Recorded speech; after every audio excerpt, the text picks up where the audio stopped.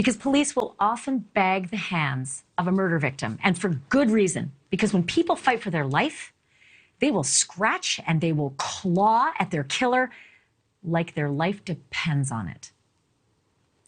And it is honestly the very last thing that a victim can do to help the police catch the person that ultimately kills them. Because in that scratching frenzy, the killer's skin cells become embedded under the victim's nails. And if that victim happens to claw at the killer's clothing, fibers might also get lodged under those victims' fingernails. And so bagging the hands of a victim preserves that magical, precious evidence as those bodies head off to the office of the medical examiner for autopsy. And today, a report that is exactly what happened to these 4 kids and their bodies. And there was something else that was revealed today, a report that Steve Gonsalves had been informed by the medical examiner that his daughter, Kaylee, that her injuries were more ferocious than her friends. Specifically, the report said that the stab wounds were less like stab wounds and more like tears. But we talked to the coroner today, asking if she would describe Kaylee's injuries that way, as tears, and she said no. Clearly, exclamation point, in fact. And it honestly seems exactly that that's what she has said from the get-go, because here she is on November 17th, just days after the killings. She was actually speaking with me live on this program about the nature of the kids' injuries. Have a listen. And I only ask this because it sometimes determines what kind of a crime this was, a crime of passion, a random crime, a fight, a struggle. Was there, were any of them slashed? Were any of their necks cut? Or were these all puncture wounds?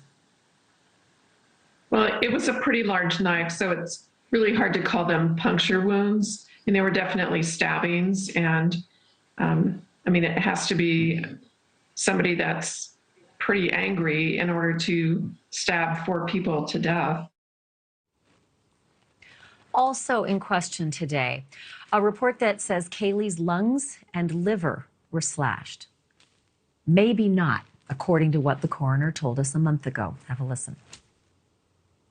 There were multiple stab wounds, yes, on them.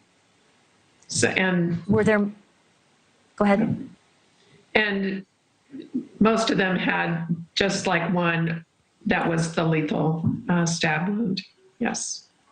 Can you describe what that one might have been? But they were to the fatal ones were to the chest area or the upper body area. You know, it's hard to separate fact from fiction, especially with so little clarity from law enforcement. The Moscow police told me today, in that exclusive interview that you were watching, that silence is strategic, you know, to preserve the case for a trial down the road. I get that. So to help us make sense of it all, I'm joined now by Joseph Scott Morgan. He's a forensic analyst and a certified death investigator. He's also the host of the podcast Body Bags with Joseph Scott Morgan. He's a professor, and he's done more of these cases than any of us combined. So, okay, Joe, hands being bagged, that's par for the course. It is critical, critical, critical. What if there's nothing under those fingernails? Is that ever the case, that there's nothing under 4 victims' fingernails? Yeah, it is. One of the interesting things is, you know, one of the things we find with bodies many times that's caught in the hands, and it's not necessarily under the fingernails, Ash, is hair from the perpetrator. And many times that contacts onto the surface of the hands because the hands are spattered in blood. If you think how sticky blood is, and the perpetrator is not even aware that they've left their hair behind. That happens many times. So what about if the perpetrator is wearing, you know, a full ski mask, right? So if you're clawing at the perpetrator, you're hitting the ski mask, you're not hitting his or her skin, and gloves and a thick coat that ultimately they throw out or burn. Is there anything valuable to what might be under the fingernails if, in fact, it's hard to get the skin?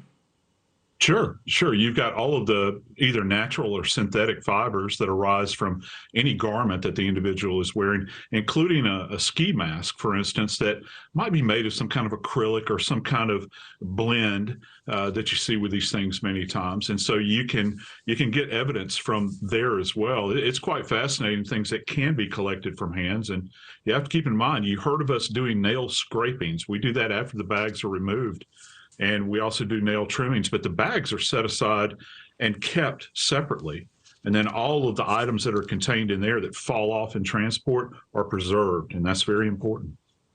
I've worked on cases where the killers got rid of the clothes, but they're on record as having bought them. And they're on camera at the Walmart in the checkout. And sometimes there's just that fiber that's so unique, they can actually trace it. So there are ways, and I want to feel optimistic about it. Thank you for watching. Go to newsnationnow.com to find NewsNation on your television provider. And don't forget to click the red subscribe button below to get more of NewsNation's fact-driven, unbiased coverage.